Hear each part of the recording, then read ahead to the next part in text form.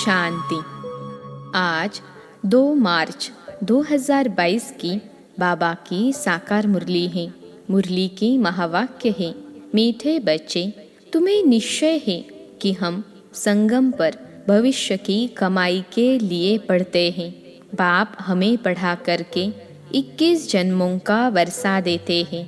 प्रश्न है, अपने आप पर कृपा व आशीर्वाद करने की विधि क्या है? उत्तर है, अपने आप पर कृपा व आशीर्वाद करने के लिए बाप की पढ़ाई रोज पढ़ते रहो। कभी भी संग दोष में आकर पढ़ाई में गफलत नहीं करो। जो सदा श्रीमत पर चलते हैं वह अपने आप पर कृपा करते हैं। उन्हें बाप की भी आशीर्वाद मिलती रहती है। गीत है, मैं एक नन्हा सा बच्चा हूँ। ओम शांति। शिव भगवानुवाच, जब मनुष्य गीता सुनाते हैं तो हमेशा कहते हैं साकार कृष्ण भगवानुवाच। बाप आकर समझाते हैं कि तुमको अब मैं राजाई प्राप्त करा रहा हूँ। इस राजयोग और ज्ञान द्वारा कृष्ण तो था ही सतयुग का प्रिंस, मुख्य है यह भूल गीता में। तुम बच्चे जानते हो, शिव भगवान हमको पढ़ा रहे हैं। इस शरीर द्वारा शिव जयंती भी गाई जाती है। यूं भी जन्मदिन मनाया जाता है। आत्मा का तो एक ही नाम चला आता है। बाप कहते हैं, मैं गर्भ से जन्म नहीं लेता हूँ, मैं साधारण शरीर में प्रवेश करता हूँ। आत्मा जब शरीर में प्रवेश करती है तो अंदर चुरपुर करती है। मालूम पड़ता है अंदर आत्मा ने प्रवेश किया है। बच्चे के ऑर्गन्स चलने लगते हैं। यह बात अच्छी रीति समझनी है। और जो भी मनुष्य सुनाते हैं वह कब ऐसे नहीं कहते कि हम आत्मा तुमको समझाते हैं। वह प्रसिद्ध है शरीर से। यह बाबा तो विचित्र है, इनको अपना शरीर नहीं है। शरीरधारी को कभी भगवान नहीं कहना चाहिए। स्थूल व सूक्ष्म कोई भी हो, आत्मा इन ऑर्गन्स द्वारा याद करती है परमपिता परमात्मा को। वह तो बैठकर मनुष्यों के बनाए हुए शास्त्र सुनाते हैं। यहाँ यह नई बात है। भगवानुवाच, भगवान कौन? जिसको सब भगत हे भगवान कहकर याद करते हैं। ब्रह्मा विष्णु शंकर के नाम तो जानते हैं। हे ब्रह्मा, हे विष्णु कहे पुकारते हैं। वह हे देवताएं, भगवान कहने से निराकार ही याद आते हैं। निराकार परमात्मा की ही बंदगी करते हैं। वह कहते हैं, मैं भी हूँ आत्मा, परंतु सुप्रीम हूँ। मेरा भी चित्र बनाते हैं। तुम आत्माओं के भी चित्र बनाते हैं। मंदिरों में बड़ा शिवलिंग भी रखते हैं और छोटे शालिग्राम भी, जिससे सिद्ध होता है कि वह आत्माएं हैं, एक परमात्मा के बच्चे। बाप हमेशा बच्चों से बड़ा होता है, इसलिए बड़ा लिंग बनाते हैं। वास्तव में मैं कोई शालिग्राम बड़ा नहीं हूँ। आत्मा साइज में छोटी बड़ी नहीं होती है। मनुष्य छोटा बड़ा होता है। बाकी आत्मा जैसी तेरी वैसी मेरी, पर मेरी आत्मा परम है। परे ते परे परम धाम में रहने वाली है। ऊंचे ते ऊंचा परम पिता परमात्मा मनुष्य सृष्टि का बीज रूप है। बीज रचयिता को कहा जाता है। जैसे जड़ बीज लगाया जाता है, उससे पहले झाड़ निकल आता है, वैसे आत्मा का रूप देखो कैसा है। शरीर का कितना विस्तार है। तो पहले नई बात यह है कि यहाँ परमात्मा बाप पढ़ाते हैं, ऊंचे ते ऊंच भगवानुवाच, तो जरूर इम्तहान भी ऊंचे ते ऊंचा होगा। भगवान कहते हैं, मैं तुमको राजयोग सिखलाता हूँ, जिससे भविष्य 21 जन्मों के लिए तुमको देवता बनाता हूँ। फिर उनमें तुम सूर्यवंशी बनो व चंद्रवंशी बनो। मर्तबे तो बहुत हैं। यह सारी राजधानी स्थापन होती है। यह है संगम युग। बाप समझाते हैं कि तुम इस जन्म के लिए नहीं पढ़ते, यह है भविष्य की कमाई, और जो भी कुछ करते हैं वह सब इस जन्म के लिए। मनुष्य समझते हैं आगे का अभी क्यों सोचें, जो होना होगा देखा जाएगा। तुम बच्चे निश्चय करते हो हम अगले जन्म जन्मांतर के लिए पढ़ते हैं। बाप आने वाले 21 जन्मों का वर्षा देते हैं। इस निश्चय से तुम पढ़ते हो। बिगर निश्चय कोई यहाँ बैठ न सके।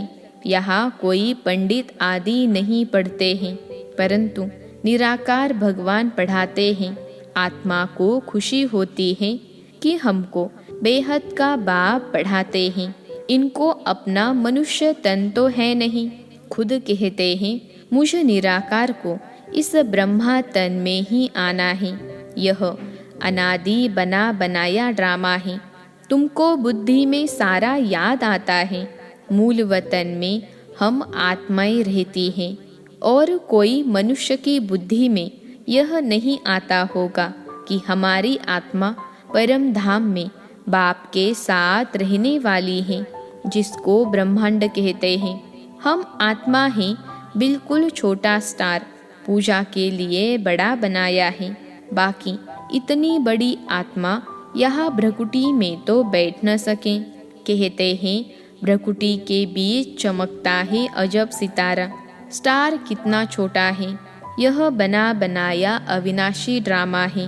हर एक आत्मा में अपना अपना अविनाशी पार्ट नूंदा हुआ है, जो हर एक अपना अपना पार्ट रिपीट करता है।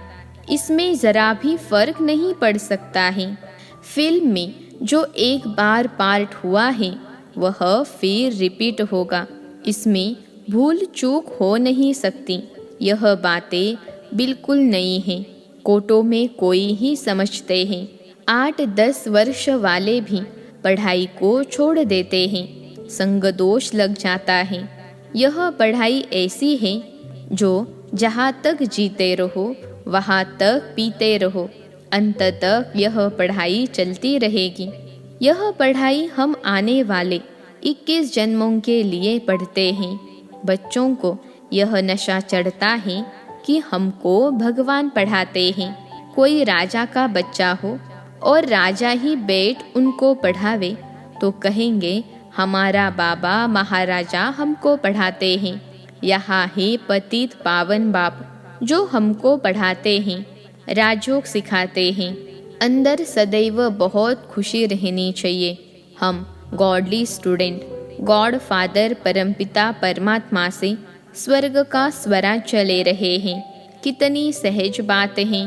परंतु इस पढ़ाई में माया के विघ्न भी बहुत पड़ते हैं। चलते चलते पढ़ाई को छोड़ भी देते हैं। यह रूहानी पढ़ाई रोज पढ़नी पड़े, इसके लिए ही यह टेप आदि का प्रबंध रखा है। मनुष्य पढ़ने के लिए अमेरिका, लंदन में फीस चाहते हैं। यहाँ तो घर में रहने वाले पूरा नहीं पढ़ते। समझते नहीं कि परमात्मा हमको राजयोग सिखला रहे हैं। भगवान जो त्रिलोकीनाथ हैं, वर्ल्ड ऑलमाइटी हैं, लिबरेटर हैं, गाइड हैं, उनकी महिमा देखो कितनी है। परंतु बाप को तुम्हारे में भी कोई विरले जानते हैं। इस समय तुम गुप्त हो। तुम जानते हो हम मूल वतन के रहने वाले हैं। फिर सूक्ष्म वतन भी हैं। उस सूक्ष्म वतन में बच्चियाँ जाती हैं। मनुष्य साक्षात्कार करते हैं। तुम तो प्रैक्टिकल में जाते हो। सूक्ष्म वतन में तुम ब्राह्मण और देवताओं का मिलन होता है। वह है ब्राह्मण और देवताओं का संगम। यह है ब्राह्मण और क्षत्रियों का संगम। वहाँ भोग लेकर जाते हो। अंत में बहुत साक्षात्कार होंगे। जैसे कन्या पियर घर से ससुराल घर में जाती हैं तो बहुत धूमधाम से बाजे गाजे बजाते हैं। ऐसे अंत में बहुत साक्षात्कार होंगे। शुरू शुरू में तुमने बहुत कुछ देखा है, फिर पिछाड़ी में भी बहुत कुछ देखेंगे। पढ़ते रहेंगे तब ही तो देखेंगे। अगर कोई का कर्म बंधन नहीं है तो पढ़ाई पर पूरा ध्यान देना है। कोई का कोई मर जाता है, समझा जाता है अब यह अच्छी तरह से पढ़ सकेंगे क्योंकि बंधन छूट गया। अब खूब पुरुषार्थ करो, अच्छा पद पाओ। यह नॉलेज बड़ी वंडरफुल है। बाप बैठ बच्चों को समझाते हैं, कहते हैं बच्चे अब गफलत मत करो, माया तुम्हारा दीवा झट बुझा देगी। इसलिए बाप को अच्छी तरह याद करना है और पढ़ना है। जब तक यहाँ बैठे हो तो डायरेक्ट सुनने से नशा चढ़ता है, बाहर गए तो नशा गुम हो जाता है। जैसा संग वैसा रंग लग जाता है। बंधन नहीं है तो बैठ पढ़े और पढ़ाए। चित्र बहुत अच्छे बने हुए हैं। बाबा युक्तियाँ रच रहे हैं। गावड़े वाले कैसे सीखें? यह तो स्लाइड से भी सीख सकते हैं। दिन प्रतिदिन इम्प्रूवमेंट होते रहते हैं। तुम्हारी बुद्धि में सारा दिन स्वदर्शन चक्र फिरना चाहिए। बुद्धि में होगा तब तो किसको समझाएंगे? नहीं तो टीचर समझ जाते हैं कि इसका पढ़ाई में ध्यान नहीं है। देह अभिमान बहुत है, मित्र संबंधी शरीर का भान आदि याद रहता है, तभी धारणा नहीं होती। फिर हम कहेंगे तकदीर में नहीं है। कितना माथा मारते हैं तो भी श्रीमत पर नहीं चलते। बच्चे पूछते हैं बाबा क्या होता है? बाबा कहेंगे तुम ठीक पढ़ते नहीं हो, इसमें आशीर्वाद की तो बात ही नहीं। हम पढ़ाते हैं, तुम अपने ऊपर पढ़ने की कृपा करो, श्रीमत पर चलना, यही कृपा है। नहीं चलते गोया अपने ऊपर अकृपा कर श्रापित करते हैं। बाप से वर्षा न ले, रावण की मत पर चल, अपने को श्रापित करते हैं। बाप तो वर्षा देने आए हैं, आशीर्वाद करते हैं चिरंजीवी भव, जीते रहो, अर्थात स्वर्गवासी भव। स्वर्ग को ही अमरपुरी कहा जाता है। अमरनाथ ही ऐसी आशीर्वाद करते हैं। अमरपुरी के देवताएं पवित्र थे ना। हद के संबंधों आदि से मोह का त्याग करना ही है।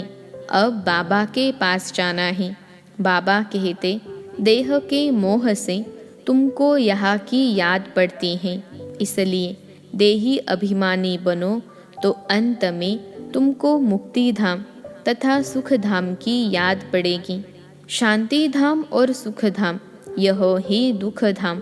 आदि मध्य अंत, नई दुनिया, बीच की दुनिया और पुरानी दुनिया। जब आधा समय पूरा होता है फिर पुरानी दुनिया का नाम शुरू होता है। यह पुरानी दुनिया अब नई हो रही है, फिर से नई कैसे हो रही है वह आकर देखो, समझो। परंतु कोटों में कोई ध्यान देकर समझेंगे। हजारों लाखों आते हैं, उनमें से 2-4 निकलते हैं, फिर भी ढीले हो जाते हैं। एक प्रदर्शनी से 2-4 भी ठहर जाए तो अहो सौभाग्य। दिन प्रतिदिन यह प्रदर्शनी भी वृद्धि को पाएगी। चलते चलते फिर रोज 10,000 भी आएंगे। बड़े बड़े हॉल, बड़े बड़े चित्र भी होंगे। समझाने वाले भी तीखे होंगे। अंत में महिमा तो निकलनी है। कहेंगे हे प्रभु, आपकी पति दुनिया को पावन बनाने की गति सबसे न्यारी है। भक्ति की बहुत आदत पड़ी हुई है। देवाला मारा या कोई मर गया तो गुरु लोग कहेंगे देखा, भक्ति छोड़ दी तब ऐसा हुआ। मायावी विघ्न पड़ते हैं। श्रीमत छोड़नी नहीं है। माया बड़ी मोहनी है। कितने फैशनेबल हो गए हैं। समझते हैं हमारे लिए यह स्वर्ग हो गया है। माया का पॉम्प फॉल ऑफ रावण राज्य है। साइंस के कारण माया का भपका बहुत है। समझते हैं गांधी ने स्वर्ग बनाया, तुमको अब स्वर्ग का ज्ञान मिला है, तब समझते हैं यह नरक है। यह राज्य रुण्य के पानी मिसल यानी मृग तृष्णा समान है। दुर्योधन का मिसाल यह राज्य गया की गया, कल्प की बात है। कल्प कल्प नई दुनिया होती रहती है और पुरानी दुनिया खत्म होती है। त्रिमूर्ति शिव भी हैं, ब्रह्मा द्वारा स्थापना कर रहे हैं, शंकर द्वारा विनाश होना है। फिर जो राजयोग सीखते हैं वही राज्य चलाएंगे। दैवी राज्य स्थापन कर उनकी जन्म जन्मांतर पालना करते हैं। यह बुद्धि में धारणा करनी है, फिर सर्विस करनी है। सच्ची गीता के तुम पाठी हो, सुनना सुनाना, कांटों को फूल बनाना। तुम आधा कल्प के लिए दुख से छूटते हो।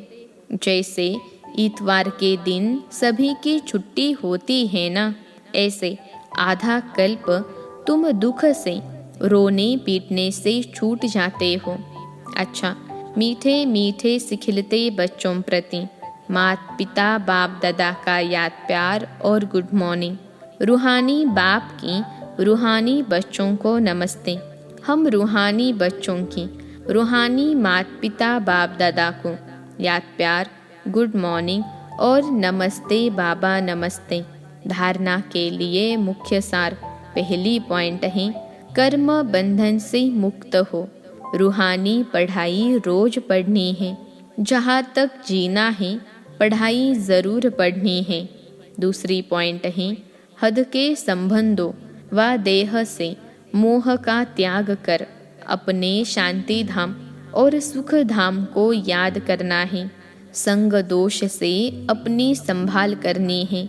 आज का वरदान है, मन बुद्धि संस्कार व सर्व कर्मेंद्रियों को नीति प्रमाण चलाने वाले स्वराज्य अधिकारी भव। मन बुद्धि संस्कार व सर्व कर्मेंद्रियों को नीति प्रमाण चलाने वाले स्वराज्य अधिकारी भव। विश्लेषण है, स्वराज्य अधिकारी आत्माएं अपने योग की शक्ति द्वारा हर कर्मेंद्रियों को ऑर्डर के अंदर चलाती हैं। न सिर्फ यह स्थूल कर्मेंद्रियां, लेकिन मन बुद्धि संस्कार भी राज्य अधिकारी के डायरेक्शन अथवा नीति प्रमाण चलते हैं। वे कभी संस्कारों के वश नहीं होते, लेकिन संस्कारों को अपने वश में कर श्रेष्ठ नीति से कार्य में लगाते हैं। श्रेष्ठ संस्कार प्रमाण संबंध संपर्क में आते हैं। स्वराज्य अधिकारी आत्मा को स्वप्न में भी धोखा नहीं मिल सकता। आज का स्लोगन है, निर्माणता की विशेषता को धारण कर लो तो सफलता मिलती रहेगी। निर्माणता की विशेषता को धारण कर लो तो सफलता मिलती रहेगी। अच्छा, ओम शांति।